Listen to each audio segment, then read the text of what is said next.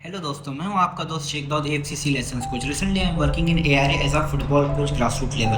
तो today I am here to present some D lessons information जो मेरे friend circles है, जो मेरे इंस्टाग्राम पे दोस्त वगैरह है, जो मेरे कॉन्टेक्ट्स में उन लोग का मुझे मैसेज था, डीएम था, कुछ लोगों ने मुझे फ़ोन वगैरह पे पूछा था कि भाई हमें डी लेसन्स करना है या कोचिंग करियर स्टार्ट करना, तो हम कैसे अप्लाई कर सकते हैं, इसका क्या टाइम होता है, कैसा ड्यूरेशन होता है, हम कैसे अप्लाई कर सकते हैं और इस सब चीज़ों का लर्निंग प्रोसीजर कैसा होता है। तो बिजनेस को अप्लाई करने के लिए किस चीज़ों की ज़रूरत होती है? सबसे पहले डी लेसन्स अगर आप प्लान कर रहे हो तो आपकी जो एज है वो 18 ईयर होना चाहिए।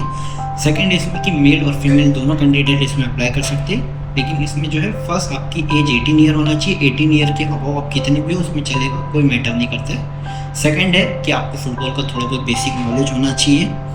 थर्ड, आपका जो है फिजिकल फिट होना बहुत ज़रूरी है, क्योंकि जो डेमोस्ट्रेशंस होते हैं, जितने भी आपको जो ऑर्गेनाइजेशन होते हैं, जो कोच एजुकेटर्स की तरफ से जो सेशंस लिए जाते हैं, प्रैक्टिकल सेशंस होते हैं, उसमें कुछ डेमोस्ट्रेशन जो है आपको पहले खुद प्रेजेंट करना होता है, खुद डेमोस्ट्रेशन देना होता है, उसके बाद आपको जो है बच्चे खुद करते हैं। तो आपका फिट होना बहुत ज़रूरी है। फोर्थ है कि आपको इंग्लिश लिखना और पढ़ना आना ज़रूरी है, क्योंकि जो जितने भी हमारे प्रैक्टिकल सेशन दिन भर में होते हैं, जो थ्योरी एग्ज़ाम्स होते हैं, उसका सारे आपको डेली 6 डे का जो ड्यूरेशन होता है उसमें आपके एग्ज़ाम्स होते हैं। तो उसमें कुछ एजुकेटर्स आपके एग्ज़ाम्स लेते हैं, थेरीज लेते हैं, जो प्रैक्टिकल सेशन देते हैं वो आपको एज अ नोट्स आपको कैरी करना पड़ता है, जिसे हम सेशंस प्लान बोलते हैं। लर्निंग प्रोसीजर है, आप एज अ कोच काम कर रहे हो, अभी लर्न कर रहे हो, तो आपका सेकंड बेनिफिट ये है कि आप अभी सेकंड लैंग्वेज में भी जा सकते हो। जैसे कि आप जो भी स्टेट में एप्लीकेशन कर रहे हो, अप्लाई कर रहे हो, तो वहाँ पर अगर जो लैंग्वेज, अगर आप महाराष्ट्र से तो आप हिंदी मराठी में एग्ज़ाम दे सकते हो, या हो सकता है आप गुजरात से तो गुजराती में दे सकते हो, अगर आप बेंगलोर से हो तो बेंगलोर की लैंग्वेज में चेन्नई बहुत ज़रूरी है। ठीक है। सेकंड चीज़ हम बात करेंगे कोर्स की। तो ये जो कोर्स है 6 डे का ड्यूरेशन होता है। इसमें 6 दिन का कोर्स होता है, जिसमें आपके प्रैक्टिकल सेशंस होते हैं, थ्योरी सेशंस होते हैं। 6 डे में क्या क्या चीज़ों पे आपको वर्क होता है, किस किस चीज़ों पे आपको सीखने मिलता है, क्या लर्निंग प्रोसेसर होता है, तो आप 6 दिन में सीखते हो। तो वो भी आपको मैं अभी एक लिस्ट है जो मेंशन कर दूँगा, तो आप देख लेना।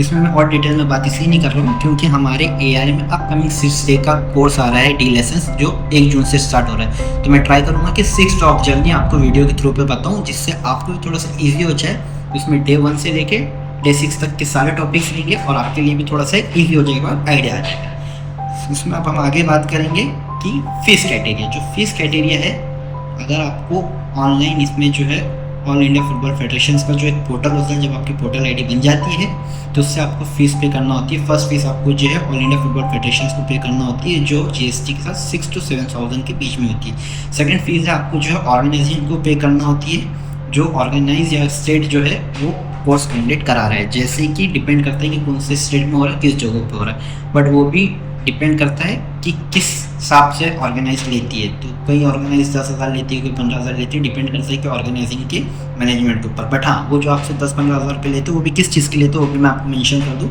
सबसे पहले आपका आ गया उसमें ग्राउंड आ गया, क्लासरूम आ गया, उसके बाद आपका जो पर्सनल है, आपको मॉर्निंग का ब्रेकफास्ट जो भी ऑर्गेनाइजिंग करा रही है उनके तरफ से मिलेगा। सेकंड, आपको दोपहर का लंच मिलेगा, और शाम की जो इवनिंग की जो टी होती है, जैसे स्नैक्स होते हैं, वो भी आपको लास्ट में एसोसिएशन की तरफ से प्रोवाइड होता है। आपको सेकंड चीज़ जो मिलती है एसोसिएशन की तरफ से, जो भी चीज़ ऑर्गेनाइज करा रही है उनकी तरफ से आपको टी शर्ट्स मिलती है, शॉर्ट्स मिलती है, जो आपके थ्योरी सेशंस के लिए अलग होती है और प्रैक्टिकल सेशंस के लिए अलग होती है। उसके बाद आपको बात करूँ डॉक्यूमेंट सेशंस की, तो आपको डॉक्यूमेंट्स क्या कैरी करना है। तो डॉक्यूमेंट्स आपको, जब हम ऑल इंडिया फुटबॉल फेडरेशन के पोर्टल पे हमारी आईडी बनाती है, तो उसमें जो डॉक्यूमेंट्स रिक्वायरमेंट होते हैं, सबसे पहले आधार कार्ड लगेगा, और सेकंड डॉक्यूमेंटेशन अगर वो रिक्वायरमेंट होती है तो आपका पैन कार्ड हो सकता है, या आपकी नेशनलिटी में जैसे आप मान लो कि वोटर आईडी हो सकती है, जो भी आपका एक है, तो आपको 2 डॉक्यूमेंट्स साथ में रखना ज़रूरी है। थर्ड, आप जो है एक चीज़ को कैरी करोगे, मोस्टली जो चीज़ थोड़ा सा इसमें लोग नहीं कैरी करते और जिनको उसको थोड़ी सी डिफ़िकल्टी होती है, वो है आपका मेडिकल सर्टिफिकेट। मेडिकल सर्टिफिकेट ऐसा है कि ड्यूरिंग द कोर्स जब आप आते हो तो आपको जो है एमबीबीएस डॉक्टर का एक मेडिकल फिट सर्टिफिकेट जो होता है, फिटनेस सर्टिफिकेट होता है, वो आपको सबमिट कराना होता है। तो आप ट्राई करो कि अगर आप डी लाइसेंस के लिए अप्लाई कर रहे हो और आपका अप्रूव हो जाता है, तो उसके बाद आपके जो नियर बाई जो भी डॉक्टर है, एमबीबीएस से डॉक्टर है जो आपके कॉन्टेक्ट में है, तो आप उसके पास जाओ, अपना फिजिकल फिटनेस चेक कराओ, और उससे सर्टिफिकेट यानी कि जो एक रिसेप्शन होती है मेडिकल फिट वाली, वो एक आप उससे ले लो, ताकि आप जब यहाँ पे कोर्स में आते हो तो आपको वो सबमिट कराना ज़रूरी है। ये सारी चीज़ें हो गई। इसके बाद बात करेंगे हम कि ऑल इंडिया फुटबॉल फेडरेशन की तरफ से जो हमें कोच एडुकेटर प्रोवाइड होते हैं वो कौन होते हैं? जो ये कोच एडुकेटर होते हैं ये ऑल इंडिया फुटबॉल फेडरेशन के प्रोग्राम की तरफ से हाईली प्रोफाइल्स कोच होते हैं, जो रिसेंटली आई लीग कोच हो सकती है, आई लीग को ISL कोच हो सकते हैं, इंडिया कोच हो सकते हैं, असिस्टेंट कोच हो सकते हैं, या एक्स इंडिया को प्लेयर्स हो सकती है। इनकी प्रोफाइल बहुत हाई लेवल की होती है, बहुत एजुकेशनल कोचेस होते हैं, बहुत एक्सपीरियंस वाले होते हैं। तो ये हम लोग के लिए बहुत अच्छा एक एक्सपीरियंस हो सकता है, बहुत अच्छी अपॉर्चुनिटी हो सकती है कि हम ऐसे हाई लेवल कोर्सेस के अंडर में 6 डे अपने स्पेंड करें, जहाँ से हमें बहुत सारी लर्निंग प्रोसेस मिले।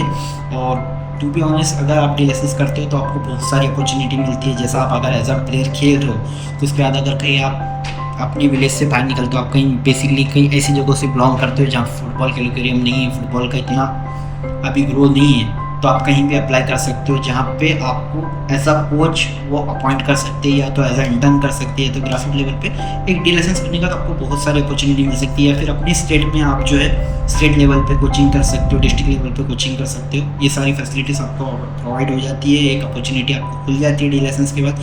लर्निंग प्रोसेस में जो है आप DLSS करने के बाद आपके पास एक नॉलेज आ जाता है। फर्स्ट आप एक सर्टिफाइड कोर्स हो जाते हो, जहाँ आप एकदम प्राउडली बोल सकते हो कि I am a DLSS coach. एक नॉट बिग लेसन्स, बट ये लेसन्स की एक शुरुआत है।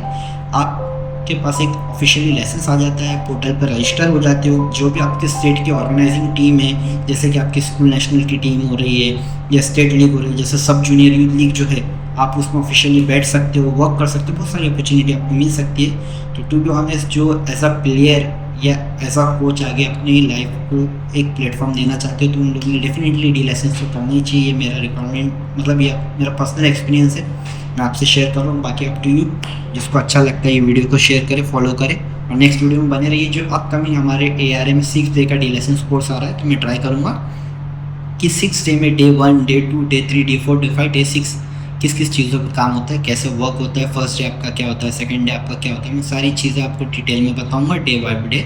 आप मुझे फॉलो करिए, और जो आपका दोस्त है जो DLSS के लिए प्रिपेयर कर रहा है या DLSS आगे कोचिंग करियर में आना चाहते हैं, तो ये वीडियो इन तक भी पहुँचाइए। ओके, थैंक यू, मिलते हैं नेक्स्ट वीडियो।